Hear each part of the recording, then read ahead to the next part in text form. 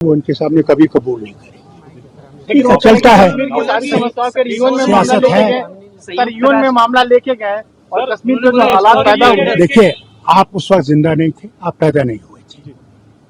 उस वक्त क्या स्थिति थी आपको ये पता है? ये कहते हैं हम मुजफ्फराबाद क्यों नहीं गए। उस वक्त पुंछ और राजौरी को बचाने के लिए फौज को डाइवर्ट कर दिया गया कि पुंछ और राजौरी बच जाए। आज पुंछ और राजौरी आज भारत का हिस्सा है, उसी मेहरबानी से है, नहीं तो वो भी गया होता पाकिस्तान के। संयुक्त राष्ट्र में ले जाने के लिए भी बताया। देखिए, उस वक्त की जो स्थिति थी उसमें और कोई रास्ता था नहीं, या तो फिर कभी इसमें अमन आता नहीं। इसे लॉर्ड माउंटबेटन और सब ने सलाह की, उसमें सरदार पटेल भी थे, सब थे कि इससे जाना चाहिए यूनाइटेड नेशन में। अब ये लोगों को झूठ बोल रहे हैं, क्या करें? उस वक्त की हालत ऐसी थी भारत की, उसके बाद कोई रास्ता नहीं था। फिर जो उन्होंने यूएन वहां पर सिक्योरिटी काउंसिल थी, उन्होंने जो जिनने हमला किया था और जिन पे हमला हुआ था उनको एक ही पेडेस्टल पे रखा, इसके बजाय कि हमला वाले को वो पकड़ें, उसके बारे में कहें। उन्होंने वहां पे अमेरिका का जोर था उस वक्त, वो पाकिस्तान की तरफ थे। आज जो बिल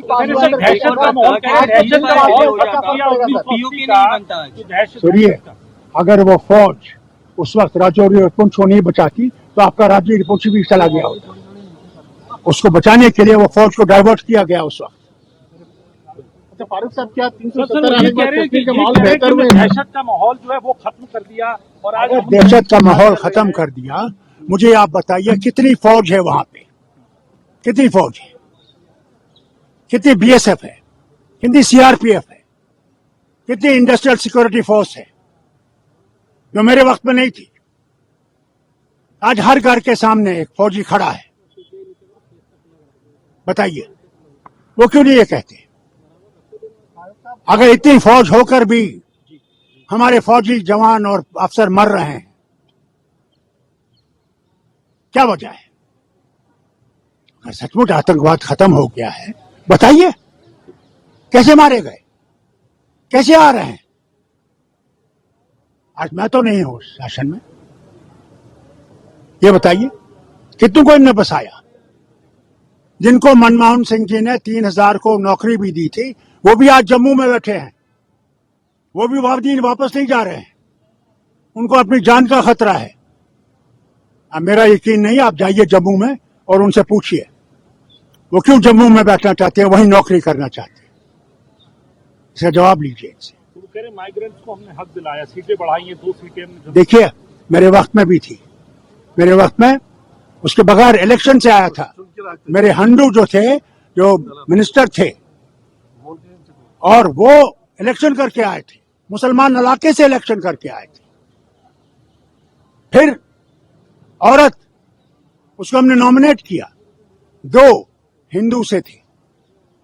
फिर कहते हैं शेड्यूल ट्राइब हमने ये जो है इनको दिया है, जो है कैंसर कहते हैं, ये गुजर और बकरवाल।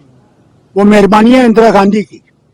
जब उनने लद्दाखियों को शेड्यूल ट्राइब दिया तो 83 में जब इलेक्शन होने वाले थे, वो राजौरी आई और वहां कहा कि हुकूमत लिखेगी, मैं यहां न सिर्फ गुजर और बकरवाल को जिनको दे रही हूं, मैं जितने भी लोग यहां हैं, हिंदू हैं, मुसलमान हैं, कुछ भी हैं, दलित हैं, उन सबको मैं रिजर्वेशन दूंगा। 24 घंटे में मैंने वो खत उनके टेबल पे पहुंचाया, कैबिनेट का डिसीजन लेकर। मगर आज तक किसी हुकूमत ने उन लोगों को, जो एक ही तरफ के लोग हैं, उनको रिजर्वेशन नहीं दी। लेकिन अब तो रिजर्वेशन मिल गया सर, ये सरकार दावा कर रही है कि हमने पहली बार रिजर्वेशन दिया है। कौन सा रिजर्वेशन दिया? मुझे बताइए कौन सा दिया? SC ST कह रहे हैं। मैं आपसे कह रहा हूं, शेड्यूल ट्राइब जो है वो पहले ही इंदिरा गांधी के वक्त में मिला है गुजर और बकरवालों को। वो तो पहले मिला हुआ है उनसे, कोई नई बात तो है नहीं। जमहूरियत के रास्ते खुल रहे हैं क्या वहां पर हालात? अगर आप ये कह रहे हैं, बताइए कितना वहां पे उद्योगपति आए हैं? क्या अंबानी आया है? क्या अडानी आया है?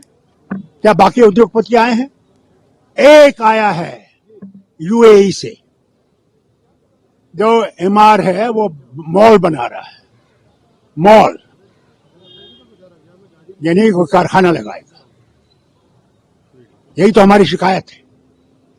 अगर आप इतना ढंढोरा पीट रहे हैं, कहां है वो उद्योगपति जो वहां लगा रहे हैं, कारखाने लगा रहे हैं, जम्मू में हो, कश्मीर में हो, कहां है? और चुनाव के बारे में ने कहा कि मैं तक जो स्पीच हो जाए उसके बाद उसी वक्त बताऊंगा एंड में। कुछ नहीं कहा, चुप हो गए। क्या वजह है? अच्छा, हम लोग अगर भारत का हिस्सा हैं तो हम लोगों के यहां भी चुनाव होना चाहिए कि नहीं होना चाहिए? जरूरी है। Thank you. आपको लगता है चुनाव से जमहूरियत के रास्ते खुलेंगे सर? देखिए सवाल इस बात का है, जमहूरियत ही चुनाव है। लेफ्टिनेंट गवर्नर उसके 4 जो मुशीर हैं वो नहीं है जमहूरियत। जमहूरियत में हमने मेहनत करनी है, काम करना है। 4 आदमी क्या करेंगे जहां पे 114 एमएलए होते हैं जो हर गांव में पहुंच सकते हैं, उनकी मुश्किल देख सकते हैं।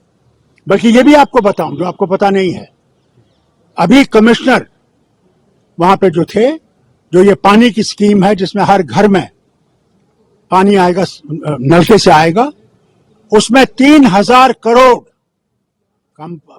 कम पैसा नहीं है, 3000 करोड़ गायब हो गया है। उस सेक्रेटरी ने लेफ्टिनेंट गवर्नर के सामने और चीफ सेक्रेटरी के सामने बोला ये, और प्रधानमंत्री को खत लिखा कि साहब ये देखिए इसमें घपला है। उसके बारे में कोई बात नहीं, बल्कि उसको उठा के फेंक दिया।